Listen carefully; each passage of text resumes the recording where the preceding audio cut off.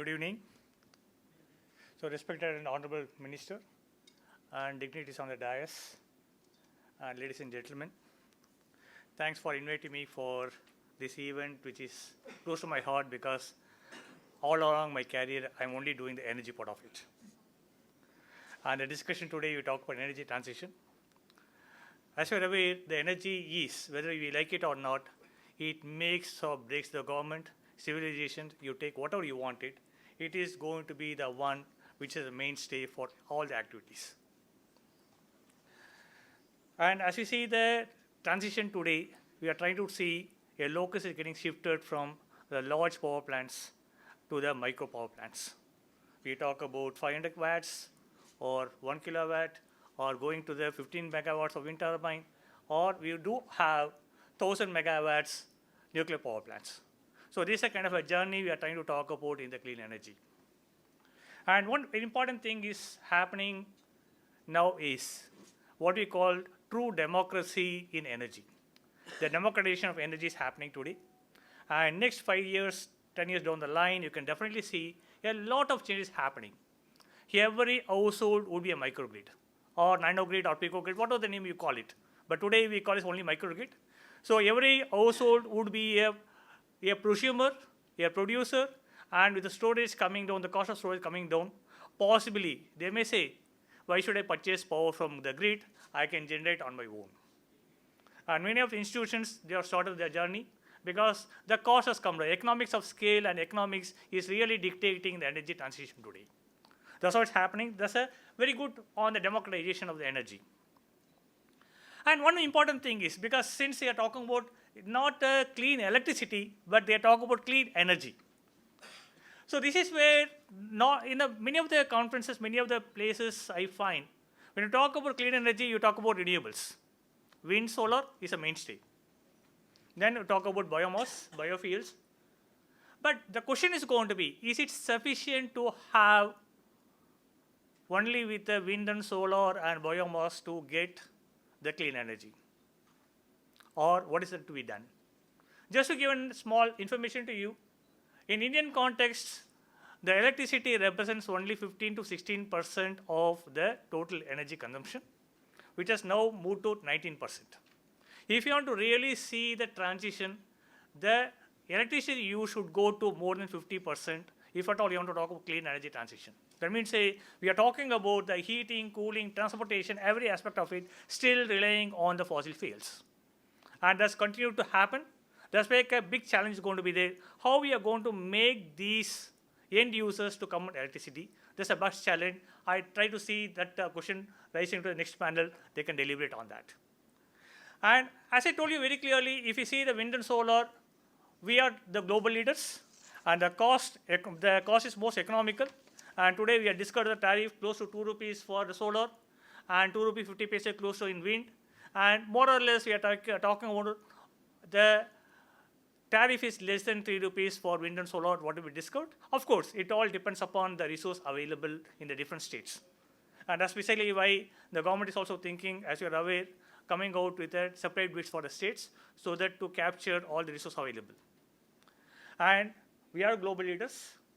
We are continued to be 4th largest in the wind capacity in the world for the last almost a decade. And solar, we are 5th. And even in the renewable energy, we are 5th.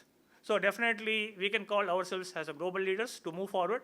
And as you're aware, the Prime Minister already talked about 500 gigawatt of clean energy by 2030 and net zero by 2070. Definitely, it is achievable.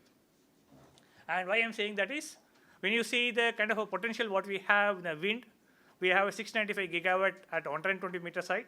Today, I find the turbine in the onshore going up to 140 meters. With 150 meters hub height, I could definitely see more than 1,000 gigawatt of capacity available at 25% above CEF. And if you talk about only taking only 3% of the waste and available, if you can harness with the solar, definitely we are going to see 800 to 1,000 gigawatts potential available. That's a rooftop and other aspect of it. These are the things we need to start working on. So as I told you very clearly, when I talk about transition, we need to focus on how we are going to make the electricity to the main backbone from the present 19 to 20%, global level 21%, moving up to 50%. And if you see in other sector of the cooling and heating and transportation is not more than 3% what you're trying to talk about. Now, what are the three thrust area if you're talking clean energy transition moving forward? One is the renewables, no doubt. We are talking about the wind, the solar PV, and direct use of the sunlight and all the other part of it. Then, importantly, rightly pointed out by Keshav also, the energy conservation and efficiency. When you talk conservation and efficiency, it applies to every aspect of it, including the water, because even for lifting water, you need energy. So the efficiency and the conservation is an important aspect, and the end-use sectors. This is very important. And of course, hydrogen and its derivatives, this is being used for my storage and the transportation, the carbon capture, and of course, bioenergy, which is going to be. But when I talk about all these things, whether all these things going to be sustainable.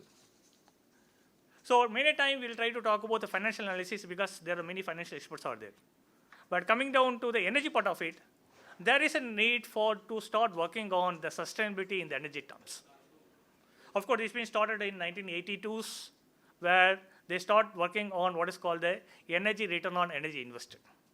If you want to produce, for example, if you want to have the solar PV, you need energy to manufacture solar PV, installation, and operation, every aspect of it. And by installing solar PV or the wind turbine, how much energy I'm going to come back in this lifetime? That's going to be critical. Okay, that is going to dictate to me very clearly whether the particular source is sustainable or not. So this is the one missing link what we are saying to see in many of the energy transition. Just to quote in a small example, the solar PV, a decade back, the EROI, the energy return on energy invested, was 5. So then you have seen what's the kind of a cost. Today, you know what's the number? It comes to close to 25 to 30. The energy return on energy invested with the technology innovation, with the kind of a silicon being used and manufacturing process, the energy input for producing for a watt of PV has come down, and the cost of process has come down. Now today, I'm going to see the energy return on energy invested for the solar is close to 25 to 30.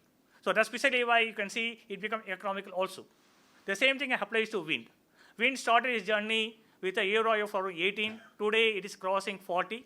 In offshore, it's starting at around 18 to 20, and definitely we are going to see more than 40 coming out in the offshore also. And other field, we need to start working on, this is where we are quite interesting in the biomass and biofuel. So rightly pointed out by the thing that unless you talk working on what's the kind of energy input in the biomass. Today, if you try to talk about the biodiesel, the biogasification, everything, the EROI is ranging from 0.7 to around 3. So this is where we need to start working on, if you want to create a sustainability in every aspect of it, the energy return on energy invested is a critical aspect of it. We need to start working on that so that we can start where you want to conserve it, where you want to improve the efficiency. These are the critical aspects when you're trying to talk about energy transition.